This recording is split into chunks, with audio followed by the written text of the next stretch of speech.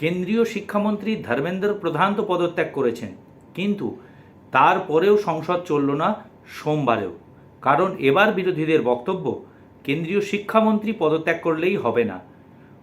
বিক্ষোভরত পড়ুয়াদের ওপর যেভাবে পুলিশ লাঠি চালিয়েছে, তাদের উপর হামলা করেছে, তাদের বিরুদ্ধে কাঁদানে গ্যাস প্রয়োগ করেছে, তা নিয়ে সংসদে আলোচনা করতে হবে। এই নিয়ে সোমবার সংসদ শুরু হওয়ার সঙ্গে সঙ্গে ওয়েলে নেমে সমস্ত বিরোধী দল একজোট হয়ে প্রবল বিক্ষোভ করতে থাকে।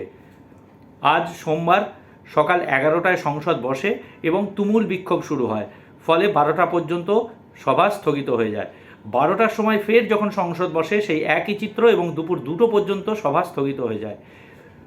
দুপুর 2টোর সময় যখন সংসদ বসে, লোকসভা যখন বসে, তখন স্পিকার বলেন যে 3 ঘন্টা সময় দেওয়া হলো। এই 3 ঘন্টা সময়ের মধ্যে সরকার এবং বিরোধী উভয় পক্ষকে আলোচনা করে সহমতে আসতে হবে এবং 5টার সময় আলোচনা শুরু হবে।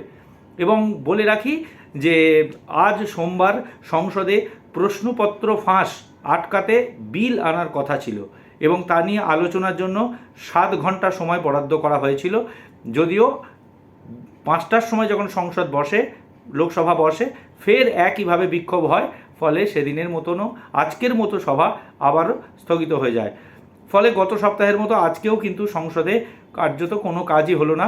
নিষ্ফলা হয়ে কিন্তু সংসদের অধিবেশন স্থগিত হয়ে গেল।